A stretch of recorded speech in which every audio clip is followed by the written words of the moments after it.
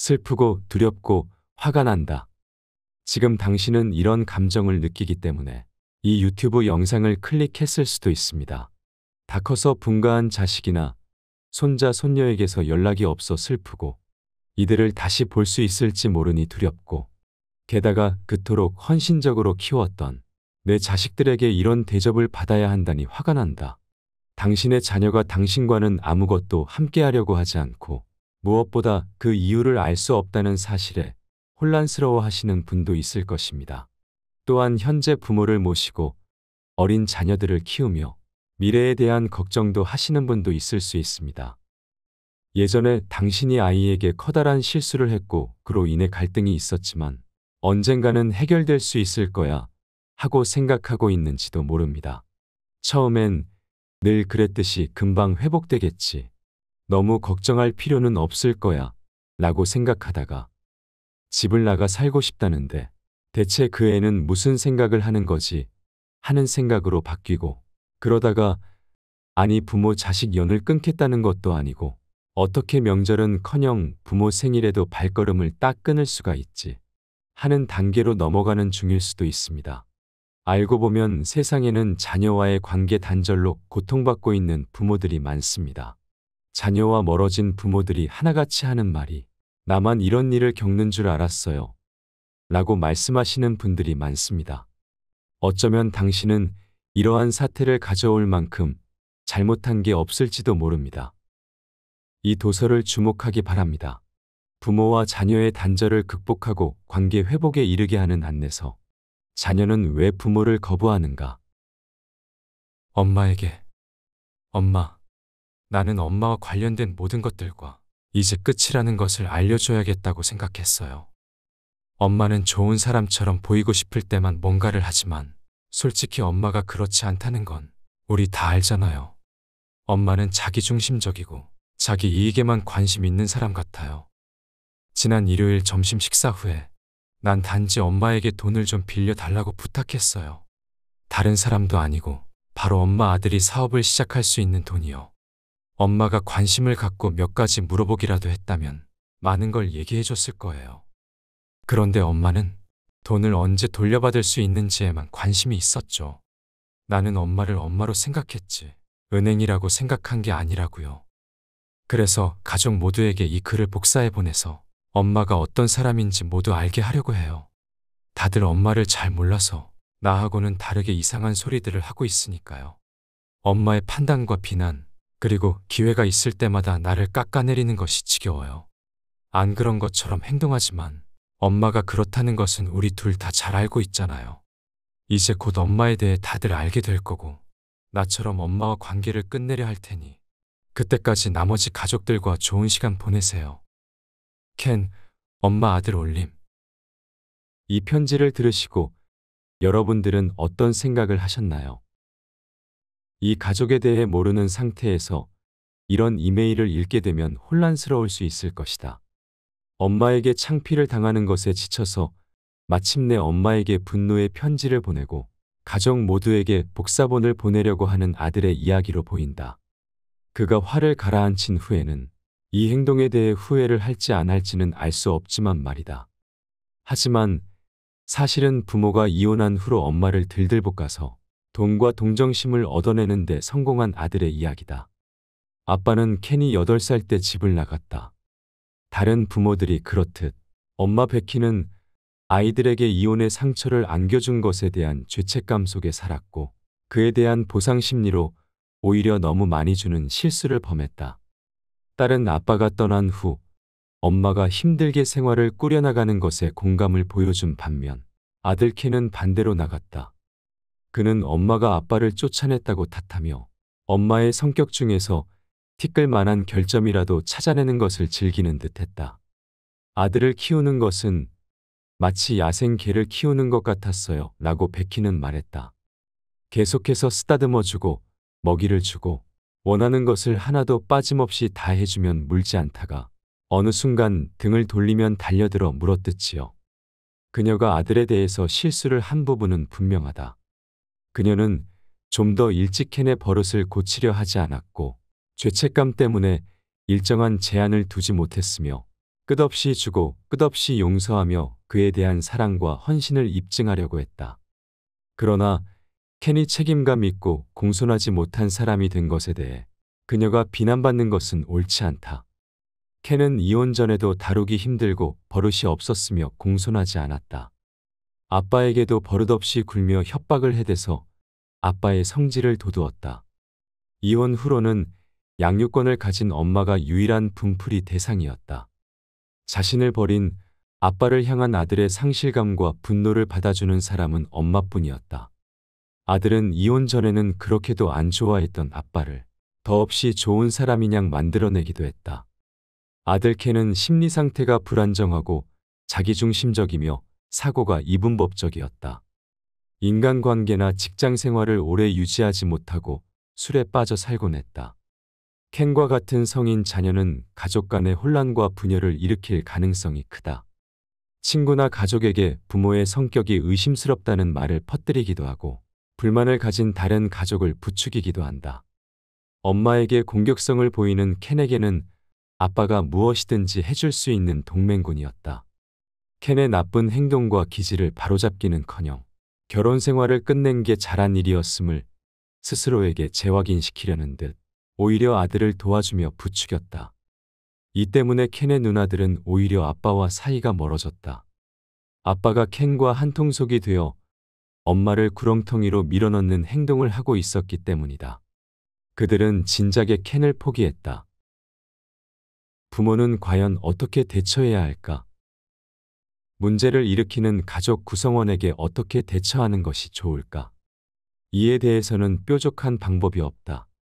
그의 내적인 삶이 불안과 분노, 혼란으로 가득해서 아무리 신경 써서 맞춰주고 포용하려고 해도 영원히 행복하거나 만족스러울 수 없다. 성인 자녀와 건강한 관계를 유지하려면 부모는 좀 더 자유롭게 자신의 의견을 말하고 의도를 명확히 하며 작은 차이라도 확실히 느낌을 전달해야 한다. 건강한 관계에서는 양쪽 모두 한 개인으로서 존재하며 단점이나 그 밖의 모든 것이 충분히 공존해야 한다.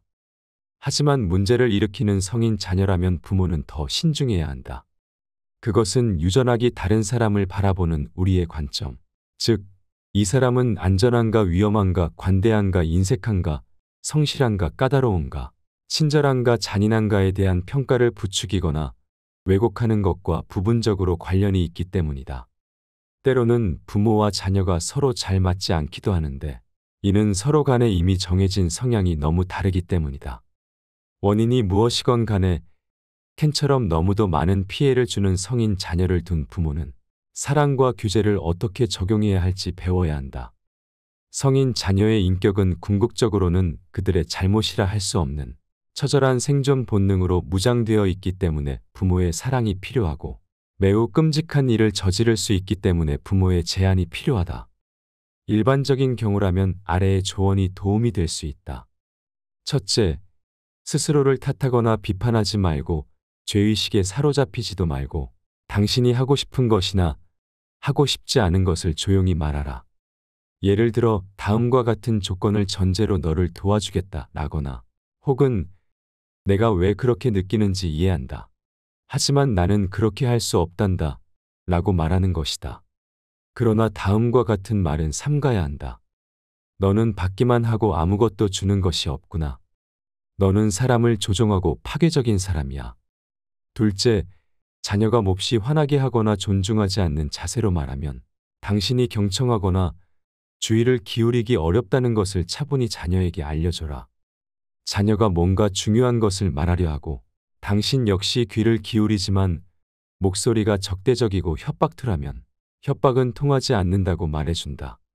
그렇지만 자녀가 협박하려고 해도 비판을 하지는 말아야 한다.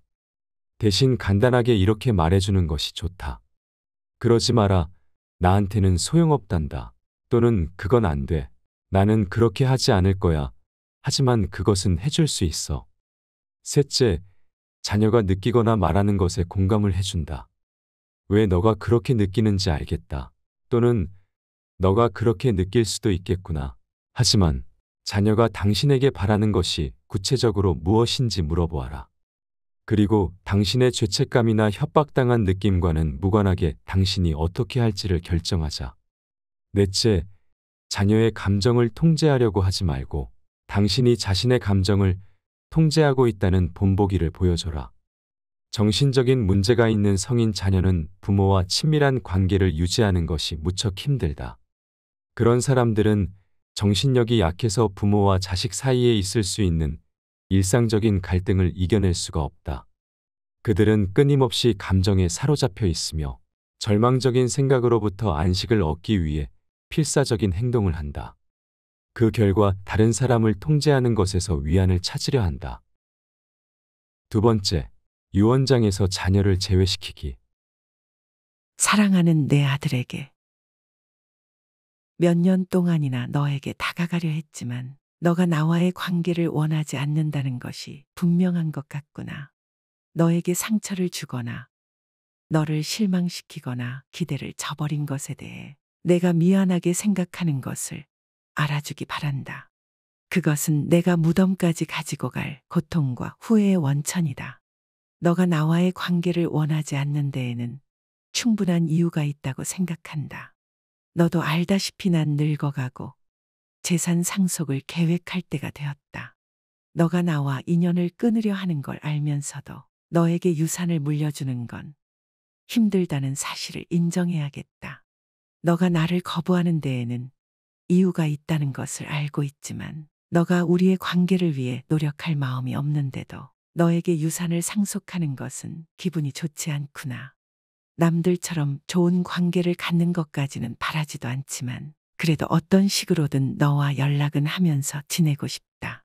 너가 가족 상담을 받을 생각이 있다면 이런 결정을 내리지 않아도 될 것 같은데 너의 생각을 알려주었으면 한다.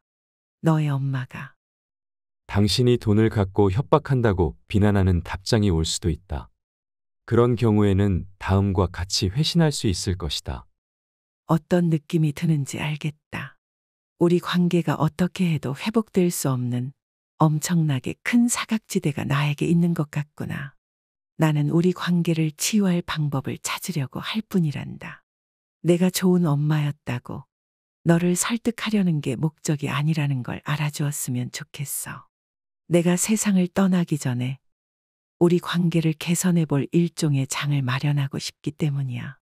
그리고 지금보다 나아지기 위해 우리의 차이점을 해소할 방법이 있는지 확인할 기회를 가져보려는 거란다. 아니면 유언장에 다음과 같이 쓸 수 있다. 내가 너에게 유산을 남기지 않게 된 것이 무척 안타깝구나. 너가 어렸을 때나 너가 자랄 때 너에게 고통을 주었던 것에 대해 사과하기 위해 내 삶의 많은 부분을 바쳐서 너에게 다가가려고 노력했지만 너는 나에게 연락할 마음이 없는 것 같다. 부모로서 너에게 큰 상처를 준 건 인정하지만 그래도 그것 때문에 너나 손주들을 아예 못 보고 산다는 게 이해가 되지 않는구나. 나는 너가 고통받는 것도 바라지 않고 그렇다고 너에게 되갚는 것도 원치 않는다. 그러나 너와 관계를 유지했다면 너에게 주고 싶었을 많은 것들을 이런 상황에서 너에게 남기는 것은 잘못된 것으로 느껴진다. 너의 엄마가 이 편지는 아무래도 징벌처럼 느껴진다.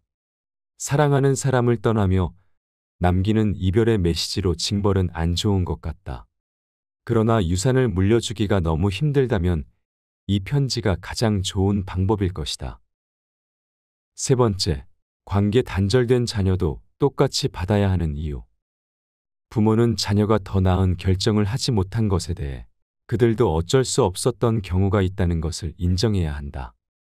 결혼 후 배우자의 영향, 자녀에게 닥친 불운 또래 친구의 영향, 정신적인 부분 등 많은 요소가 작용하기 때문이다. 부모가 더 나은 결정을 내릴 수 있었는데 그러지 않았다고 원망하는 자녀처럼 자녀가 더 나은 결정을 내릴 수 있는데 그러지 않는다고 원망하는 부모가 되어서는 안 된다. 물론 자녀가 나에게 감사하게 생각하거나 효도하지 않고 나를 용서하지 않으며 거부하는 것에 대해 화가 날 수는 있다. 그러나 우리 마음대로 그들을 바꿀 수는 없다. 그렇다고 자녀마다 유산 상속 비율을 다르게 책정하는 것은 형제 간 불화를 일으킬 수 있으므로 신중해야 한다.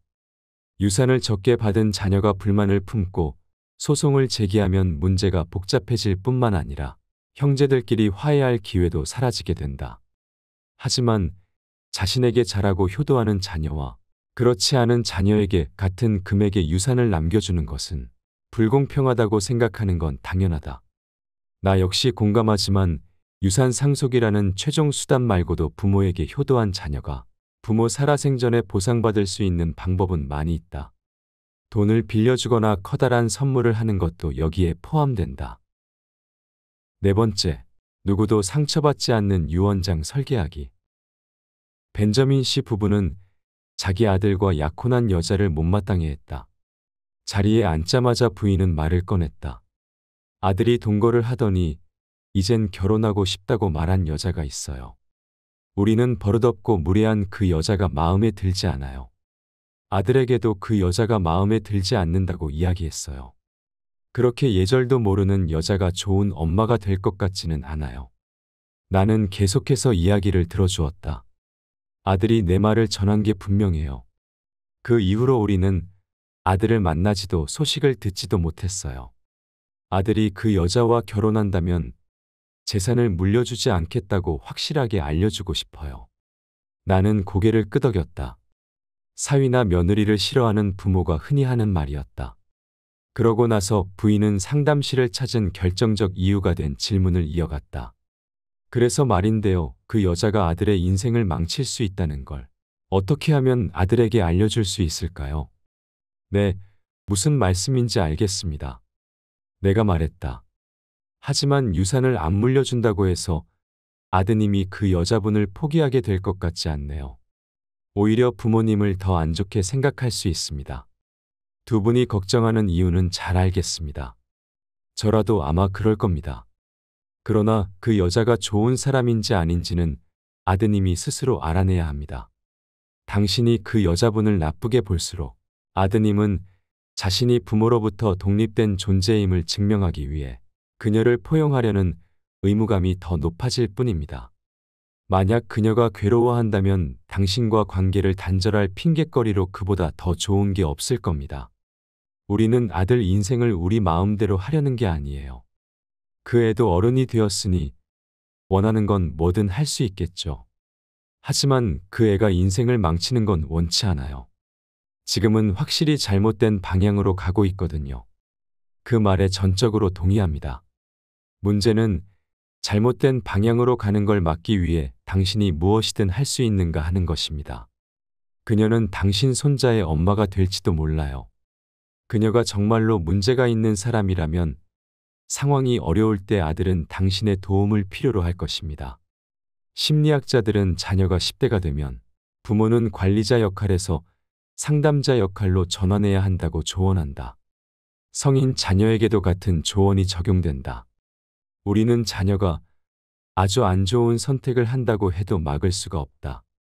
그럴 때 부모의 역할은 자녀가 자신이 원하는 것이 무엇인지 분명히 밝히지 않는 한 경고나 조언조차 하지 않는 것이다. 그런 조언이 그들에게 필요하다고 생각되더라도 심지어 그들의 삶을 망칠 가능성이 클 때도 마찬가지다. 이런 생각의 틀을 염두에 두고 나는 벤저민 부부에게 다음과 같이 조언했다. 저 같으면 아드님이 그 여자와 결혼할 경우 유언장에서 빼버리겠다고 한 말을 취소하겠습니다. 그리고 그녀에게 다가가 대화의 길을 열어보려고 노력할 것입니다.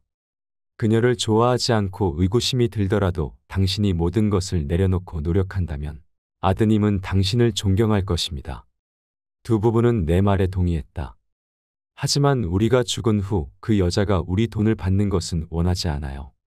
사실 이러한 경우는 흔한데 유산을 전적으로 자신의 자녀가 관리하도록 지정해서 유언장을 작성할 수 있다. 이때 자녀가 이혼하면 상속액은 자녀를 따라가게 되도록 규정할 수 있다. 몇 번의 추가 상담 회기를 끝낸 후 벤저민 부부에게 변호사와 상담할 것을 권했다. 이렇게 해서 그들은 유산 상속에 대한 대안을 갖게 되어 마음의 평화를 찾을 수 있었다. 다섯 번째, 부모와 자식과의 단절에 이르게 되는 일반적인 유형. 나는 관계가 단절된 성인 자녀와 부모가 화해에 이르도록 돕는 역할을 한다. 하지만 모든 경우에 성공하는 것은 아니다. 결국 화해는 부모와 성인 자녀 양쪽이 모두 의지를 갖고 해낼 수 있을 때만 가능했고 성공할 수 있었다. 부모가 화해와 관계 회복에 대한 동기가 더 확실하기 때문인지 대개는 부모가 주도권을 갖는다. 화해가 이루어지지 않는 경우를 보면 부모가 겸허한 자세로 자기 반성을 하거나 관계 회복을 위해 적극적인 노력을 하지 않기 때문이다. 부모가 아무리 공감하며 잘해보려고 해도 자녀가 화해를 할 수도 그럴 마음도 없는 경우 어떤 진전도 보기 힘들다. 그 이유를 알아보자. 첫째, 부모의 이혼. 이혼 가정의 아이는 부모나 다른 가족을 자신이 속한 공동체의 일원으로 보기보다는 한 사람 한 사람 상대적인 약자와 강자의 개념으로 바라보기 쉽다. 결국 이혼 가정의 자녀는 다음과 같은 과정을 통해 관계 단절에 이르기 쉽다. 자녀가 어리든 성인이든 나이와 상관없이 자녀에게 부모 중 어느 한쪽 편을 들게 만든다. 어느 한쪽 부모가 자녀를 다른 쪽 부모에게서 공공연히 또는 은근히 멀어지게 만든다. 어느 한쪽 부모를 다른 쪽 부모보다 더 염려할 수밖에 없는데 대개는 성별, 기질, 그 밖의 것들이 영향을 미치며 이로 인해 더 멀어지거나 가까워지게 된다. 이혼으로 인해 양자와 양부, 세 형제자매가 가족이 되고 이로 인해 경제적, 정서적 자원이 배분되면서 다양한 가족 간의 불화가 생길 수 있다. 두 번째, 자녀 배우자와의 관계. 부모와 자식 관계가 서로의 속내를 털어놓을 정도로 친밀했다가 자녀의 배우자로 인해 완전히 관계가 틀어진 사례들이 종종 있다. 자녀의 남편이나 아내가 심리적으로 문제가 있는 경우에 이런 문제가 자주 발생한다. 부모와의 밀착 관계의 자녀의 배우자는 위협을 느끼게 되고 결국 다음과 같이 말하게 된다. 부모님과 나 둘 중에서 한쪽을 선택해요. 둘 다 가질 수는 없어요. 세 번째, 자녀의 정신질환이나 중독. 자녀가 중독이나 정신적 질환으로 어려움을 겪고 있다면 부모와의 접촉이 어렵거나 조절이 곤란하다고 느낄 수 있다. 자녀의 정신질환은 그들이 당신의 의도나 과거, 그리고 그들에 대한 당신의 감정을 잘못 이해하게 할 수 있다. 설사 자녀가 당신과 소통하더라도 애정 어린 방식으로 대응하는 것을 어렵게 하거나 불가능하게 할 수 있다. 네 번째, 심리상담사의 잘못된 해석과 권유. 성인 자녀가 심리상담을 받으면서 부모와 단절하는 경우도 적지 않다. 거기에는 몇 가지 이유가 있다. 성인 자녀의 현재 마음 상태가 과거 당신의 행동 때문이라고 심리상담사가 잘못 해석하거나 과장했을 가능성이 있다. 아니면 성인 자녀가 어린 시절에 대해 당신과 이야기하고 싶은데 당신은 그런 대화를 이어갈 기술이 부족하기 때문일 수도 있다. 또는 성인 자녀가 당신에 대한 감정을 처리하는 데 필요하다며 심리상담사가 관계 단절을 권유할 수도 있다. 다섯 번째, 주체적인 삶을 위해 부모의 비중을 줄이려는 시도. 자녀가 성장기 동안 당신에게 지나치게 의존했다고 느껴서 부모와의 관계를 거부하는 것이 스스로의 삶을 책임지는 것이라 생각하게 되는 경우도 있다. 이런 관점에서 보면 부모가 성인 자녀의 마음 속에 아주 중요한 대상으로 자리 잡고 있기 때문에 관계 단절은 그 중요성을 줄이려는 시도로 볼 수 있다. 여섯 번째, 가치관과 생활 방식의 차이. 부모와 성인 자녀 사이에 가치관이나 정치적 신념이 너무 다를 경우에도 관계 단절이 발생할 수 있다.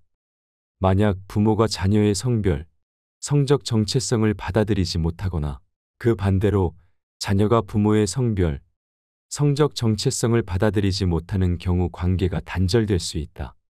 또는 정치적 성향 차이나 연애 상대의 선택, 또는 단순히 개인 특성의 차이로 관계 단절이 발생하기도 한다. 여섯 번째, 단절을 극복하고 화해로 나가는 길. 어떤 관계든 사과하는 데 있어 절대적으로 옳고 그름이 있는 것은 아니다. 사과는 좋은 의도로 왜 상처를 주는 행동을 했는지에 대한 설명과 미안하다는 말이면 충분하다. 하지만 알다시피 자녀에게 사과하는 것에는 곤란한 점이 많이 있다. 무엇보다도 진실하지 못하다는 비난을 듣거나 면전에서 사과를 거부하거나 아니면 당신이 충분한 책임을 지지 않는다는 말을 들을 수도 있다. 여전히 적지 않은 부모들은 사과할 것도 고칠 것도 없다고 생각한다. 속에 감추어진 자녀의 감정을 이해하려고 노력하지 않고 그들의 비난이 옳으냐 그르냐에 사로잡혀 있는 부모도 있다. 그래서 나는 이 주제에 대한 몇 가지 지침과 명확한 설명을 제공하고자 한다. 화해의 편지가 화해에 도움이 되는 이유. 첫째, 당신이 신경 쓰고 있다는 것을 보여준다. 당연히 그 이전에도 그랬을 것이고 아이들도 그것을 알고 있겠지만 관계 단절에는 부모가 한 번도 시도한 적이 없는 다른 종류의 접근 방식이 필요하다.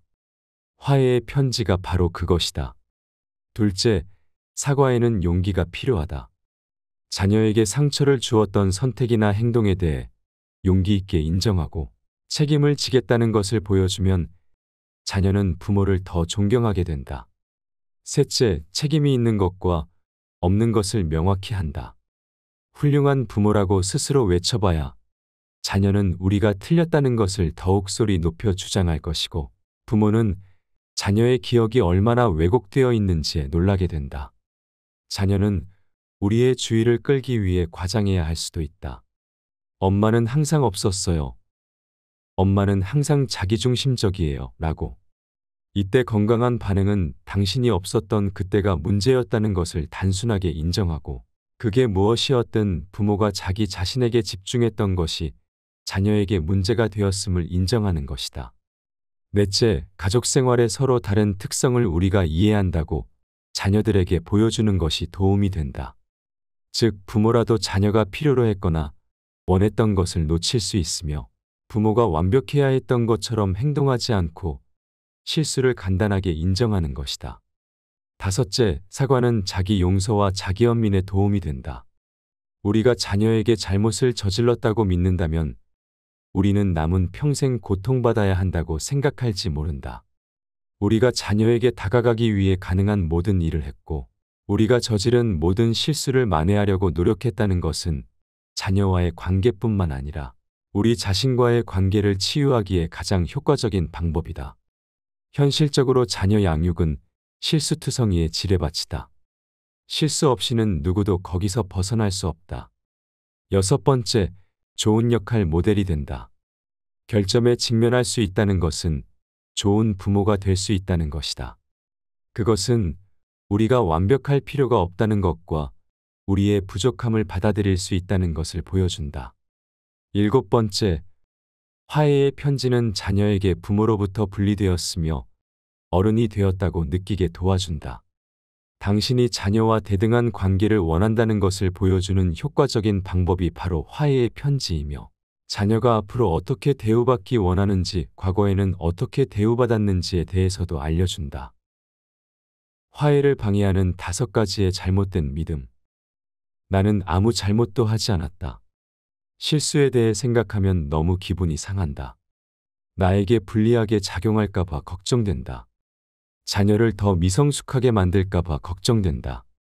전남편 혹은 전처에게 내가 틀렸다는 것을 인정하는 빌미가 될까봐 걱정된다. 화해의 편지는 실제로 당신의 힘과 사랑을 보여주는 강력한 방법이며 전 배우자가 당신에 관해서는 틀렸다는 가장 좋은 증거가 될 수 있다. 화해의 편지를 작성할 때 저지르기 쉬운 5가지 실수. 충분히 인정하지 않기. 변명이나 자기방어. 구구절절한 설명. 자녀 탓하기. 다른 사람 탓하기. 자녀로부터 비난을 받으면 아빠 또는 엄마의 잘못 또는 할아버지나 할머니 잘못이라고 핑계 대기 쉽다. 다시 말하지만 자녀가 하는 말에 공감하고 반성해야 한다. 다른 사람을 비난하는 것은 아무리 그게 맞는다 해도 당신이 책임지지 않을 것처럼 보이게 한다. 화해하는 데에는 편지를 쓰는 것이 가장 좋다. 이메일이 더 격식이 없기 때문에 효과적이다. 편지나 이메일은 생각을 정리하고 하고 싶은 말을 신중하게 할 수 있게 한다. 또한 자녀의 반응이나 방어에 순간적으로 맞대응하느라 원래 가려던 방향에서 벗어나는 것을 막아준다. 부모와 자녀 관계를 위한 10가지 새로운 규칙. 첫 번째, 당신의 자녀는 언제든 떠날 준비가 되어 있기 때문에 관계 조건을 정하는데 당신보다 더 많은 권한을 가지고 있다. 덜 신경 쓰는 자가 더 많은 힘을 가진다는 것이 게임의 기본 이론이다. 두 번째, 자녀와의 관계는 의무나 정서적 부채감, 책임감에서가 아니라 행복과 개인적인 성장을 만드는 환경에서 이루어져야 한다. 세 번째, 부모로서 얼마나 잘 해냈는지 판단하는 사람은 당신이 아니다. 과거에 대해 자녀의 이야기와 의견을 들어볼 필요가 있다. 네 번째, 죄의식에 사로잡히거나 반대로 비난을 해서는 자녀에게서 원하는 것을 결코 얻지 못할 것이다. 관계가 단절된 상태라면 더욱 그렇다. 다섯 번째, 평등주의적이고 정신분석적이며 자각적인 방식으로 소통하는 방법을 배우는 것은 자녀와의 좋은 관계를 위해 필수적이다. 여섯 번째, 자녀를 키울 때도 부모였고 자녀가 죽을 때까지도 부모다. 당신은 자녀를 이 세상에 데려왔다. 그러니 자녀가 목표에 이르는 것이 불가능해 보일지라도 화해가 목표라면 당신은 계속 노력해야 한다. 일곱 번째, 자녀에게 재정적이나 정서적으로 많은 투자를 한다고 해서 자녀들이 원하는 것보다 더 많은 만남이나 애정을 받을 자격이 주어지는 것은 아니다. 여덟 번째, 자녀의 배우자를 비난하면 관계가 단절될 위험이 높아진다. 아홉 번째, 자녀의 이성에 대한 취향이나 성적 정체성을 비난하면 관계가 단절될 위험이 높아진다. 열 번째, 당신이 어려운 어린 시절을 보냈고 당신의 부모보다 더 나은 부모 노릇을 했다고 해서 당신의 자녀가 당신에게 상처받은 모든 방식을 받아들여야 한다는 의미는 아니다.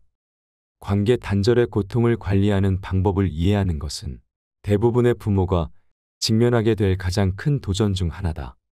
그것은 관계 단절이 우리의 가장 약하고 기초적인 곳을 공격하기 때문이다. 좋은 부모가 되는 것은 우리의 정체성과 자존감의 핵심이다.